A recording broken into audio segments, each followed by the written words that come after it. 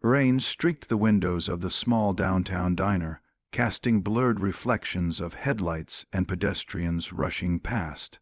Inside, the soft hum of conversation mingled with the clinking of cutlery and the faint aroma of coffee and pancakes. A woman entered slowly, her uniform crisp, her presence commanding attention despite the quietude of the restaurant. She moved with careful precision, balancing herself on a single prosthetic leg, her other leg supported by a sleek black crutch.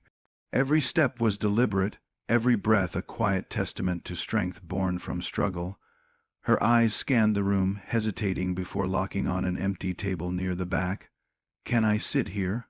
she asked, her voice steady but carrying the weight of countless battles fought both on the streets and within herself. "If you believe in kindness, second chances, and the quiet heroism of everyday people, please like, comment, share, and subscribe to the channel Grandma Dearie." To support stories that warm the heart, the janitor, an older man with worn hands and eyes that had seen too much, looked up from wiping a nearby table. There was a moment of pause, a silence that seemed to stretch like a fragile thread across the diner. His face softened, and a gentle smile tugged at the corners of his lips. "Of course," he said simply, pointing to the chair opposite him. His words, uncomplicated yet profound, carried a warmth that immediately eased the tension in her shoulders. She nodded her thanks, lowering herself carefully, and the crutch clicked against the tiled floor as she settled in.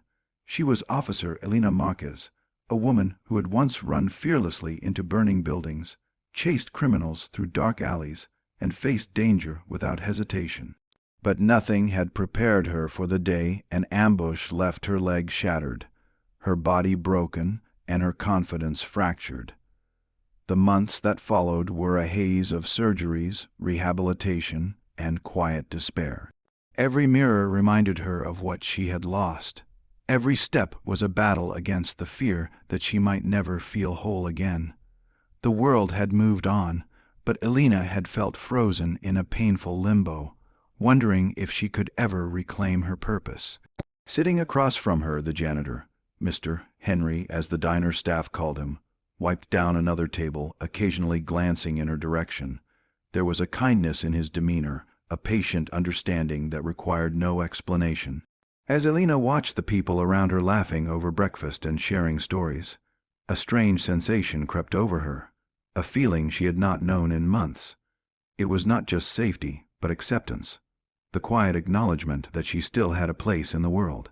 Her attention shifted to a small girl at a nearby table, tugging at her father's sleeve, her curly hair bouncing with every movement.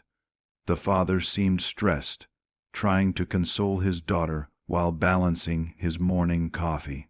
Elena's gaze softened.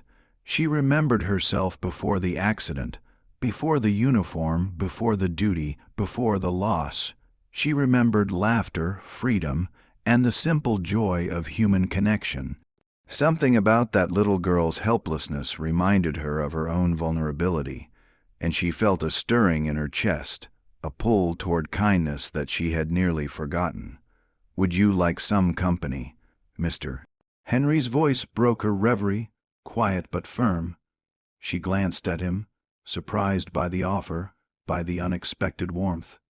His simple question carried more weight than any promotion, commendation, or medal she had ever earned.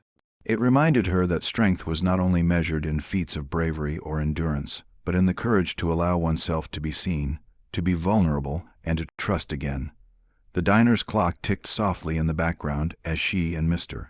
Henry exchanged stories of ordinary struggles and small victories. Elena spoke of her rehabilitation, the therapy sessions that left her muscles screaming and her mind exhausted.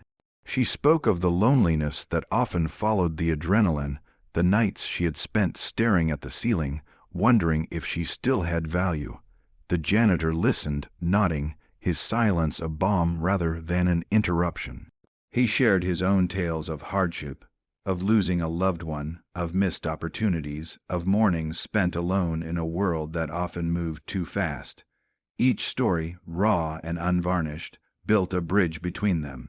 By the time the morning crowd thinned, Elena felt something she hadn't felt in years: hope. She realized that the world could still be generous, that strangers could still extend kindness without expectation, and that even a small gesture, a simple of course, could change the trajectory of someone's life. Her smile, faint at first, grew steadier. The diner no longer felt like a mere refuge from the rain. It had become a sanctuary, a place where empathy and understanding were as vital as the coffee brewing on the counter. Elena rose to leave, her crutch tapping softly against the floor. She paused, looking back at Mr. Henry, her eyes misty but filled with gratitude. "Thank you," she whispered. And not just for the seat, not just for the conversation, but for reminding her that even broken paths could lead somewhere beautiful. If this story touched your heart, please like, share, and comment to let us know. Your engagement helps spread messages of hope and courage, reminding us all that kindness can come from the most unexpected places. Before you go, take a moment to comment about someone who has quietly changed your life with their compassion. You might just inspire someone else to notice the beauty in small acts of humanity. Elena walked back into the rainy street, her steps steady, her spirit lifted. The world outside was still messy, still unpredictable, but she carried a renewed sense of purpose.